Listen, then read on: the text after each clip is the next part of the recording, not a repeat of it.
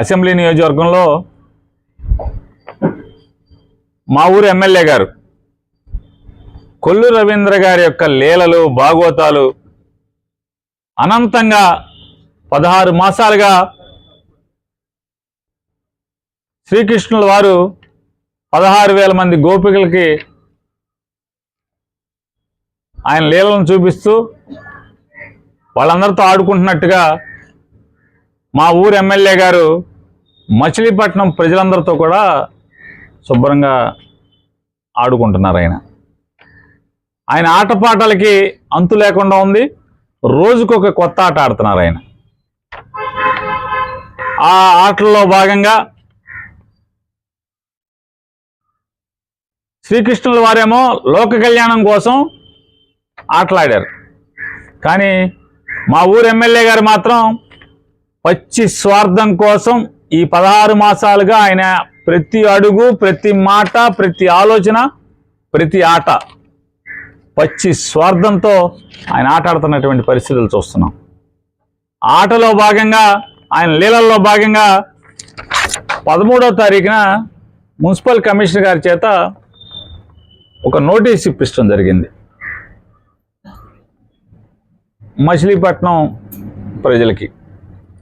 ఈ నోటీసులో ఏంటయా అంటే,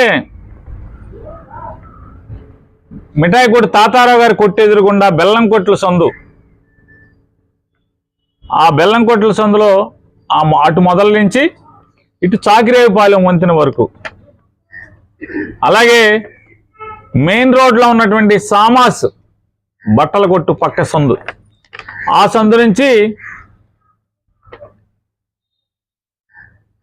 ఈ బెల్లం కొట్ల సందుకి వచ్చి చేరేటువంటి కొల్లు రవీంద్ర గారి యొక్క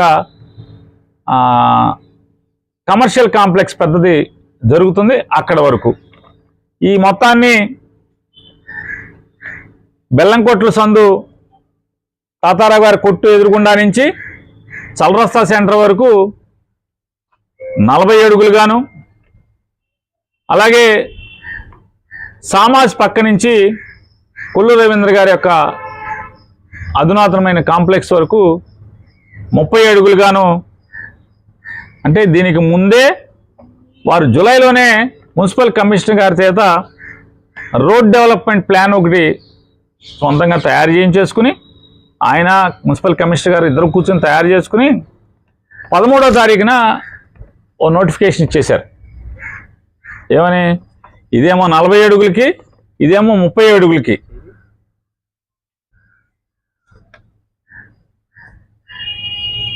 ఆల్రెడీ బెల్లంకొట్ల సందుని 2004-09లోనే, అంటే నేను మొదటిసారి ఎమ్మెల్యే అయినప్పుడే రోడ్డు వెడల్పు చేయటం జరిగింది. లారీలు రాకపోకలకి ఇబ్బంది లేకుండా, ఎందుకంటే హోల్సేల్ మర్చెంట్స్, హోల్సేల్ వ్యాపారం అక్కడ జరుగుతూ ఉంటుంది, గోడౌన్లు ఉన్నాయి కాబట్టి లారీలను అన్లోడ్ చేయడం కోసం దాన్ని వైడెన్ చేయడం జరిగింది 2004-09లోనే. 2014-19లో కూడా కొల్లు రవీంద్ర గారు ఎమ్మెల్యేగా ఉన్నారు, ఇక్కడ ఈ రాష్ట్రానికి మంత్రిగా కూడా ఉన్నారు. కానీ వారికి ఈ బెల్లంకొట్ల సందు కానీ సామాస్ నుంచి కొల్లు రవీంద్ర గారు ఇప్పుడు కట్టేటువంటి అధునాతనమైనటువంటి మల్టీ స్టోరీడ్ కాంప్లెక్స్ వరకు గాన రోడ్డు డెవలప్ చేయాలని అనిపించలేదు. ఎందుకు అనిపించలేదంటే అప్పటికి ఆస్తి సంపూర్ణంగా చేజిక్కించుకోలేదు ఆయన.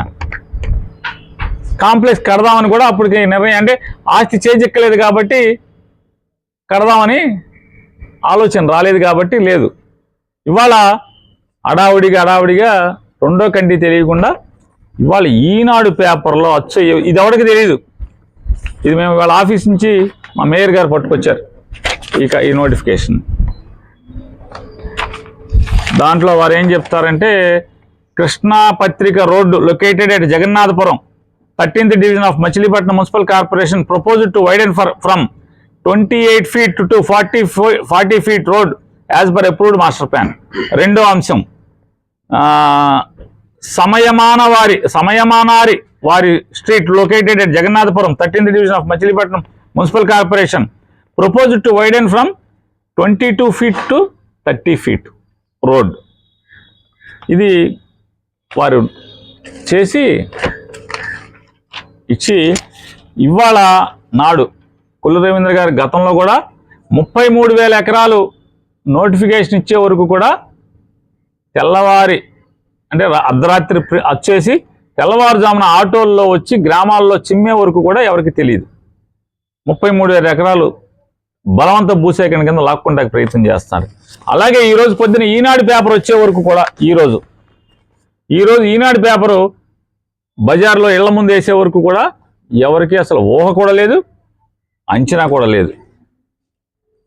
చేస్తూ